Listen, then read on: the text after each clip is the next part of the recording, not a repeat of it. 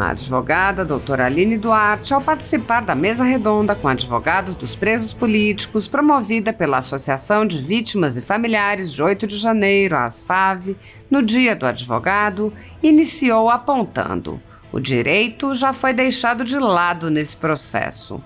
Ela acrescentou: infelizmente, realmente, o regramento que nós conhecemos foi afastado em muitos momentos. Então, a gente está contando mais com pressão política, mais com articulação política do que propriamente argumentos jurídicos. A advogada explicou que nos inquéritos conduzidos em cortes superiores são utilizados quaisquer argumentos, inclusive de outros países, sem que os advogados possam questionar. Duarte explicou ainda que as pessoas que saíram das penitenciárias ainda não estão livres, já que estão sujeitas a medidas cautelares sem previsão legal e sem prazo para acabar.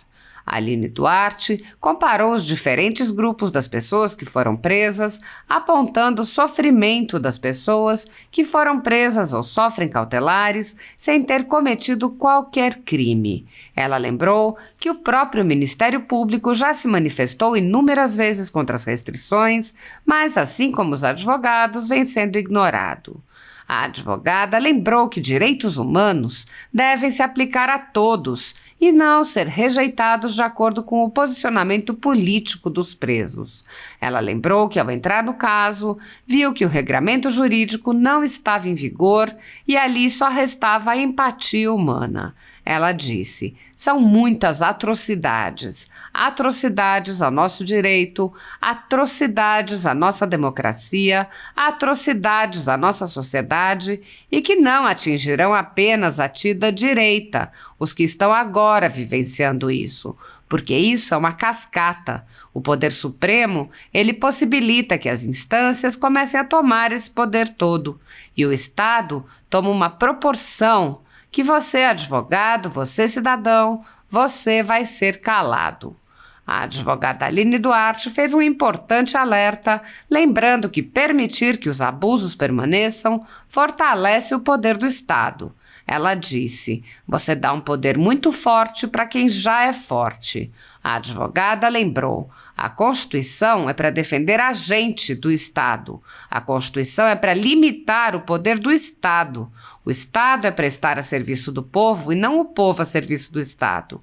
A partir do momento em que o Estado toma essa proporção de poder tão grande, o que vale para um vale para outro. As pessoas pensam que isso só está acontecendo agora, mas o poder muda de mão o tempo inteiro. E o que tem que ter limite de poder é o Estado. Ele tem que ter poder limitado. Ele tem que agir onde ele tem que agir. Ele não pode ter esse poder todo em cima do particular para você ter medo de pensar, de falar. A ditadura da toga segue firme. O Brasil tem hoje presos políticos e jornais, parlamentares e influenciadores censurados. A Folha Política tem toda a sua receita, gerada desde 1º de julho de 2021, confiscada por uma canetada do ministro Luiz Felipe Salomão, ex-corregedor do TSE, com aplauso e o respaldo dos ministros Luiz Roberto Barroso, Alexandre de Moraes e Edson Fachin. Todos os rendimentos de mais de 25 meses de trabalho do jornal estão sendo retidos sem justificativa jurídica. Anteriormente, a Folha Política teve sua sede invadida e todos os seus equipamentos apreendidos a mando do ministro Alexandre de Moraes. Mesmo assim, a equipe continuou trabalhando como sempre, de domingo a domingo, dia ou noite, para trazer informação sobre os 3 poderes e romper a espiral do silêncio imposta pela velha imprensa, levando informação de qualidade para todos os cidadãos e defendendo os valores, as pessoas e os fatos excluídos pelo mainstream, como o conservadorismo e as propostas de cidadãos e políticos de direita. Se você apoia o trabalho da Folha Política e pode ajudar a evitar que o jornal seja fechado pela ausência de recursos para manter sua estrutura, cumprir seus compromissos financeiros e pagar seus colaboradores, doe qualquer valor à empresa Raposo Fernandes por meio do Pix, cujo QR Code está visível na tela, ou por meio do código ajude@folhapolitica.org. Caso não utilize Pix, há a opção de transferência bancária para a conta da empresa Raposo Fernandes, disponível na descrição deste vídeo e no comentário fixado no topo. A Folha Política atua quebrando barreiras do monopólio da informação há 10 anos e, com sua ajuda, poderá se manter firme e continuar a exercer o seu trabalho. pix@folhapolitica.org. Assista! Sim! Estão me ouvindo? Sim, estamos sim. Grandes juristas, combatistas, quero agradecer, né, a vocês, agradecer ao trabalho da doutora Gabriela, da doutora Carolina, do doutor Bruno, do doutor Ezequiel, que desde o início, né, incessantemente, aí, não só apenas em prol dos familiares e dos presos, mas também começaram a olhar para os profissionais da advocacia e lutar para que nós pudéssemos dar voz aos nossos clientes, né, aos nossos representados. Então, assim, vocês foram muito corajosos, muito diligentes, e como já foi mencionado aqui, de grão em grão, de pouquinho em pouquinho, vocês conseguiram a liberdade de muitas pessoas. Porque uma coisa que eu falo para os meus clientes, para colegas, enfim, é que o direito, o procedimento, ele já foi deixado de lado neste processo, né? Com todo respeito aos operadores, aos servidores, né, do judiciário, aos servidores da procuradoria, aos ministros, aos procuradores, mas infelizmente, realmente o regramento que nós conhecemos, ele foi afastado em muitos momentos. Então, a gente está contando mais com uma pressão política, mais com uma articulação política do que realmente argumentos jurídicos, até porque, a partir do momento que se toma uma decisão, eles tiram argumentos de qualquer lugar para justificar aquela decisão. Isso é possível não apenas no caso, né, que vivenciamos hoje, mas em qualquer situação, principalmente nos tribunais superiores, né? Porque com todos os argumentos, inclusive com precedentes, utilizando os fundamentos de países, né, diversos, como o doutor Bruno trouxe aqui, todas as cortes que inspiram nossa Constituição, que inspiram nossas cortes supremas, a partir do momento que se toma uma decisão, você tem inúmeros fundamentos para justificar, e que quem está embaixo apenas cumpre, né? Então, parabéns, tá? Eu quero agradecer. Eu tenho absoluta certeza que todas essas liberações, principalmente as últimas, teve muita importância a atuação da ASFAV. Então, parabéns pelo trabalho que vocês vêm desenvolvendo e está cada vez tomando mais corpo, mais força, que possa continuar contribuindo, né, com estes que ainda estão detidos de forma injusta, e, para mim, pelos outros mais de 1.000 que também encontram-se detidos, porque, assim, a partir do momento que você não tem a sua liberdade plena de ir e vir, você não tem direito de tomar decisões por si, para mim isso não é liberdade, você só tirou a pessoa de dentro de uma casa de custódia, mas ela continua encarcerada, ela continua com a liberdade restrita, e mais grave, sendo com todo respeito aos que estavam presos, inclusive a clientes meus, que eu até, como eu sempre falei isso a eles e a familiares, para mim mais grave do que as prisões os que ainda continuam presos, que estavam dentro dos prédios, que foram presos no dia 8, que você pelo menos ainda, né, nós como juristas ainda, pelo menos eu, ainda ficava um pouco com o coração menos aflito, porque esses foram pegos lá dentro e tudo. Agora, essas pessoas que já tiveram denúncias apresentadas por crime que sequer cabe prisão preventiva, ou seja, não cabe medida cautelar diversa da prisão.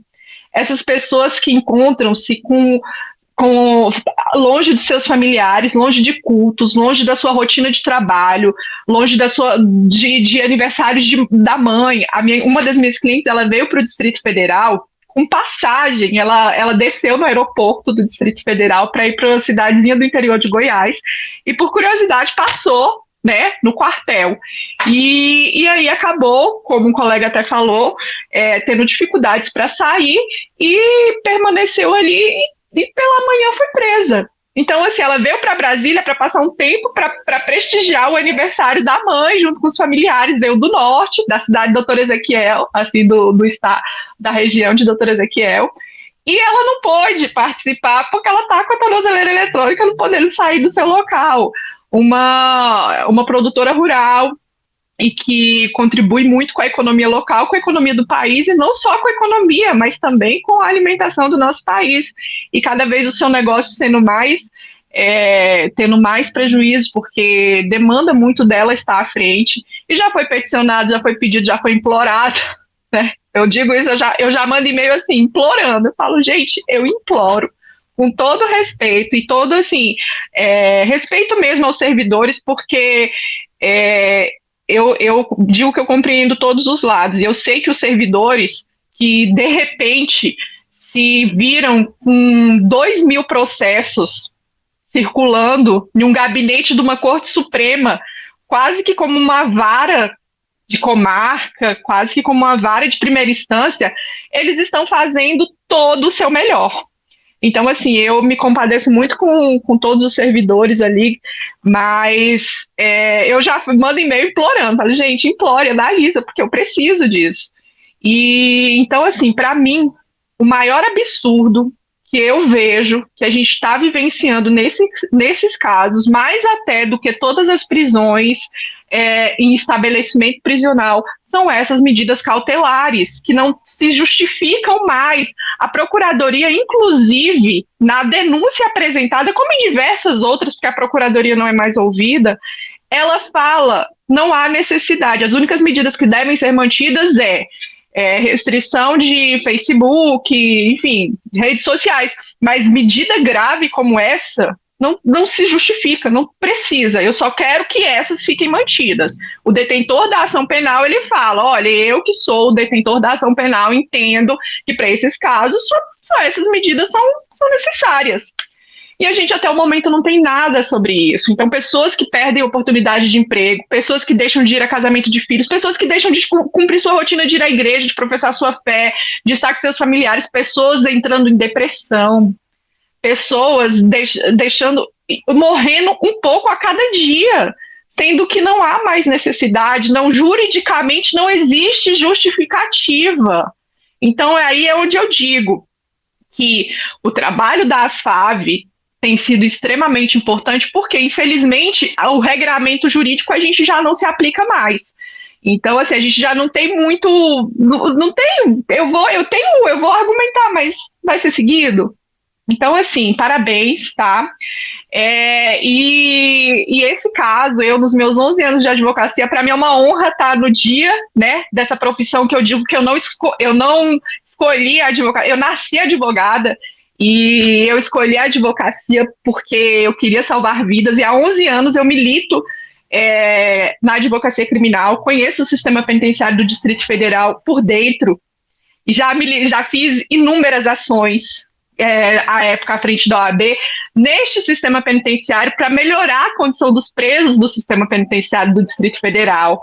Então, assim, não é uma ocasião porque são essas pessoas, não, porque são todas as pessoas e todos são humanos e todos merecem respeito, e a nossa Constituição, o nosso ordenamento jurídico, o nosso regramento, ele deve ser seguido e deve ser respeitado para que a democracia e para que o Estado democrático de direito seja preservado, porque eu não posso, como cidadão, ter regras e saber que se eu agir dessa forma eu vou ter determinada sanção ou determinado direito, mas de repente o contrato social foi rompido, foi rasgado.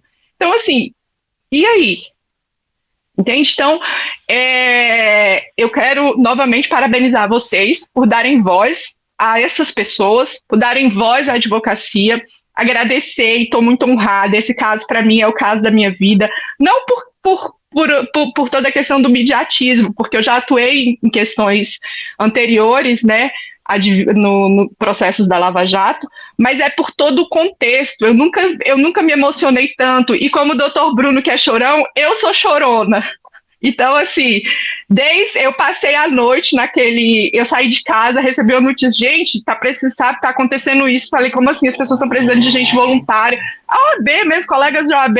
Eu falei, aí eu fiquei aqui, meu Deus, eu vou, não vou, era de noite e tudo. E eu, a pessoa, né, E aí fui lá. E realmente me deparei com uma cena nunca vista, uma cena de guerra. E ali, chegou uma certa hora da noite que eu comecei a chorar. E eu vi que a profissão de advogadas ali não valia mais de nada, como também não valia de nada os regramentos. E aí eu comecei a abraçar pessoas, a deitar no colchão com as pessoas, a abraçar aquelas mulheres, a acolher, porque era a única coisa que dava para se fazer naquele momento. Então, assim, esse caso, para mim, é um marco na minha carreira, no sentido de humanidade, no sentido de vivência, assim, ver o último cliente que, graças a Deus, o último dos que estavam acautelados em casa de custódia, porque, para mim, eles continuam presos, mas os que estavam acautelados em casa de custódia, ver ele pedindo a sua esposa, que já eram casados em casamento, recebendo, ela veio de São Paulo para cá, eu vim pegar meu marido. Eu vou levar ele para casa.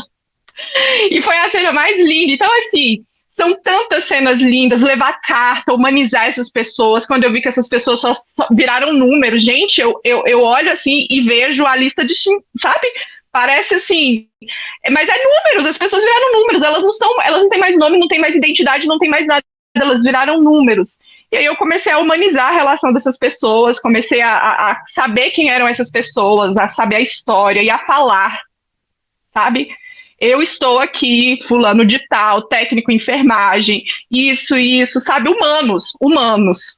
Trazer humanidade para essas pessoas, porque é isso que tentam fazer o tempo inteiro, desumanizar. E esse casalzinho mesmo, eles vieram aqui a passeio, eles não vieram para os atos. Eles chegaram no dia 3 e eu embora no dia 6. Então, assim, outros clientes chegaram aqui depois, outras pessoas, um ônibus que veio do Espírito Santo, gente, chegou aqui à noite, depois que os atos já tinham acontecido. Então, assim, são muitas atrocidades ao nosso direito, atrocidades à nossa democracia, atrocidades à nossa sociedade, e que não atingirão apenas a tida direita, aos que estão agora vivenciando isso, porque isso é uma cascata. O poder supremo, ele possibilita que as pessoas abaixo, né, as instâncias inferiores vão tomando esse poder todo, e o Estado começa a tomar esse poder de um ponto que qualquer coisa, você é advogado, você é cidadão, você vai ser calado. Você vai ser calado em qualquer situação. Você chega numa audiência, às vezes, civil. Não, eu posso. Se o Supremo Tribunal Federal faz isso, eu também posso. Por quê? Eu vou reclamar com quem? Entende? Então, não é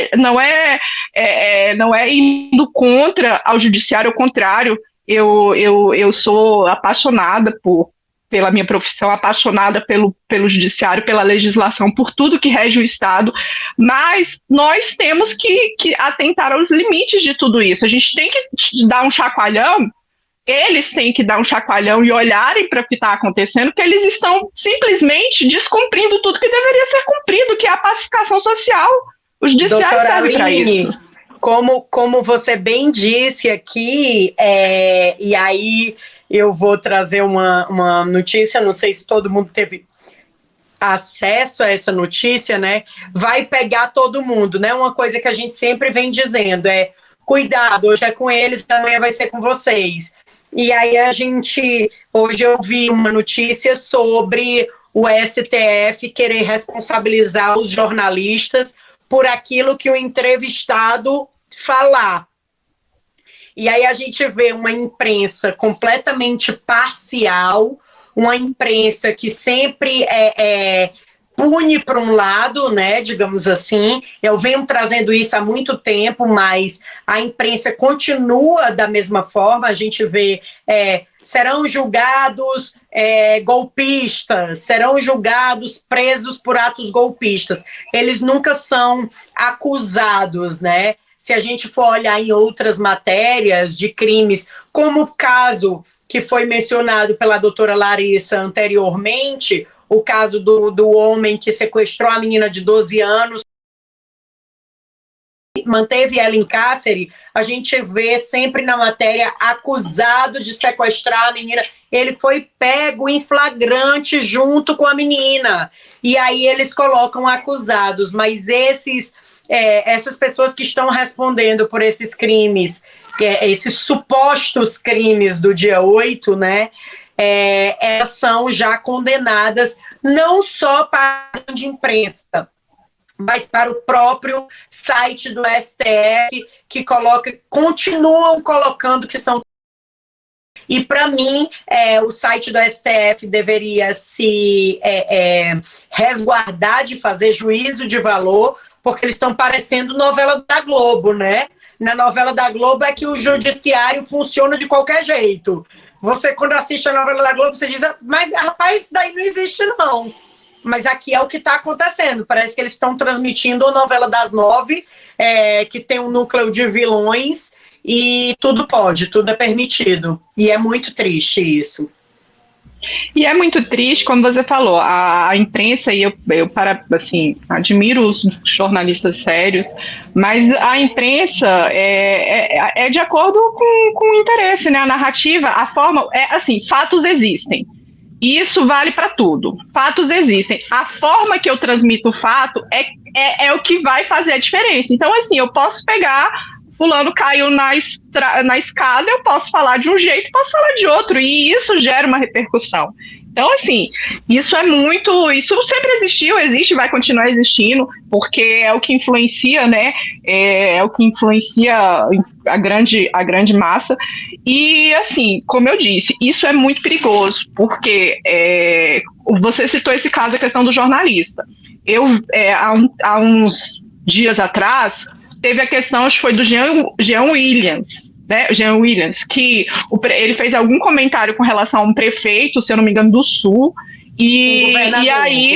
governador do Sul, e aí para você ver como que pau que dá em Chico, dá em Francisco, né? Aí fez um comentário com relação ao governador do Sul, e aí o governador foi e falou a respeito, não sei se justamente invocando essa questão de atos antidemocráticos, de você estar atentando contra o Estado, alguma coisa assim, e se eu estiver falando bobagem, me perdoa, viu? Mas é o que eu me recordo da questão, e o juiz determinou que ele retirasse o comentário do Twitter, alguma coisa assim. Então, é uma situação que você dá um poder muito... Desculpa, é daqui do Rio Grande do Sul, o governador Eduardo Leite, e o comentário foi homofóbico. O comentário foi homofóbico. Mas assim, você tá vendo que... Mas eu acho que o fundamento foi alguma coisa a ver com o comentário do Jean, foi homofóbico, mas eu acho que teve alguma coisa a ver, se eu não estou enganado, pelo menos foi o que eu li, se tiver errado eu li, mas que tinha alguma coisa a ver, o fundamento do juiz, que estava como se estivesse atentando contra o Estado, entende? Que na função dele de governador. Então, assim, você dá um poder muito forte para quem já é forte. Porque a nossa Constituição, as pessoas têm uma ilusão que a Constituição, assim, ela é só para dar milhões de direitos e tudo mais. A Constituição é para defender a gente do Estado. A Constituição é para limitar o poder do Estado. Não que o Estado não deva existir, mas o Estado está a serviço do povo e não o povo a serviço do Estado. Só que a partir do momento que o Estado toma essa proporção de poder tão grande, eu não estou falando aqui para a galera sair na rua quebrando as coisas, não. Só estou chamando a atenção porque o que vale para um vai para outro. E as pessoas pensam que isso só está acontecendo agora, mas o poder muda de mão o tempo inteiro. E o que tem que ter limite de poder é o Estado. Ele tem que ter um poder limitado. Ele tem que agir onde tem que agir. Ele não pode ter esse poder todo em cima do particular para que você fique com medo de pensar, de falar, de opinar. Você fica tenso o tempo inteiro. Nessa situação, olha aí, veja bem, aí eu vou trazer um paralelo do que a doutora falou sobre o que eu já vinha falando aqui anteriormente, né? Que eu falei sobre a questão dos direitos humanos, sobre a questão das prerrogativas dos advogados, e aí eu vou trazer a questão da homofobia, né? Então, o governador lá do Rio Grande do Sul decidiu dar continuidade com as escolas cívico-militar. E aí o Jean Willis foi e disse que ele era gostava de homem de farda, era um negócio assim, sabe? Uma coisa, um comentário homofóbico. E aí a gente tira que as minorias, elas são defendidas nesse sentido quando a minoria está defendendo o que eles acreditam. Se a minoria não defende o que eles acreditam, eles já deixam de ser minoria ali. Então, assim, o governador Eduardo Leite é homossexual, tem um relacionamento dele com outro homem, faz muitos anos, é um governador que faz o seu trabalho. Eu não sei como é a conjuntura lá no Rio Grande do Sul. Eu conheço ele já de algum tempo, mas o que eu trago? Eu trago que, por conta que ele decidiu defender uma pauta que foi de um governo que o Jean Willis não concorda e não acredita, ele já deixou de ser a minoria defendida por ele, entendeu?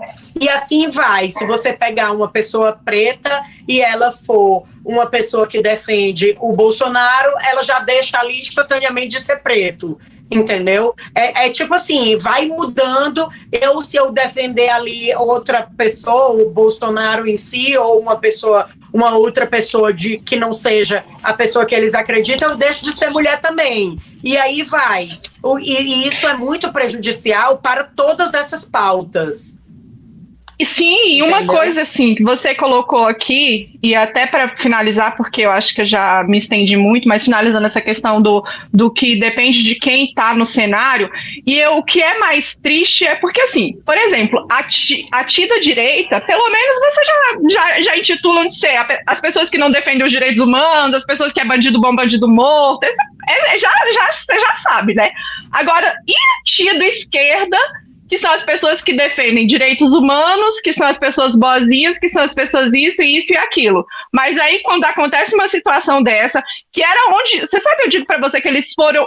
Que se eles soubessem ser estrategistas e inteligentes, no sentido de assim, estratégico, eles pegariam esse momento e mostrariam para a direita que essa coisa de direita e de esquerda, que eu falo que as pessoas sequer sabem o que é direita, o que é esquerda, porque elas sequer se conhecem. Então, assim, eles pegariam e falariam, e apoiariam e falar, gente, olha, vocês precisam ver o quanto é importante o garantismo, o quanto é importante os direitos humanos, porque agora vocês estão passando.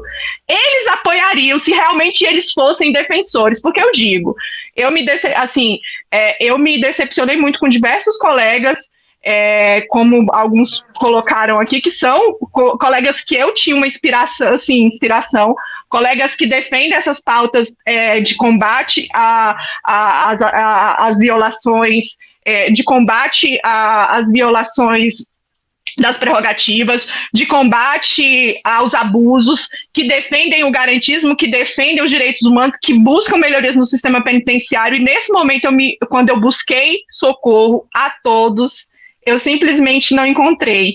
Então, assim, por isso que isso aqui virou quase que uma família, porque a gente se uniu tanto, porque sabe, a gente era o patinho feio da advocacia, que, né, os sujinhos da advocacia, vamos dizer assim.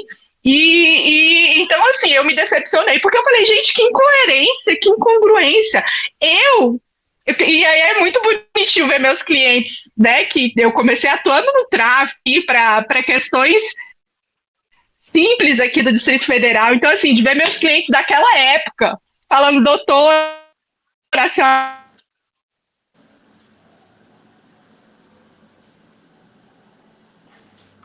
Acho que continuem, porque a direita está mostrando que nós somos defensores dos direitos humanos, sejam eles quem sejam os humanos. A ti da direita, né? Vamos dizer assim. Gente, obrigada. Que Deus os abençoe. Parabéns pelo trabalho de cada um, viu?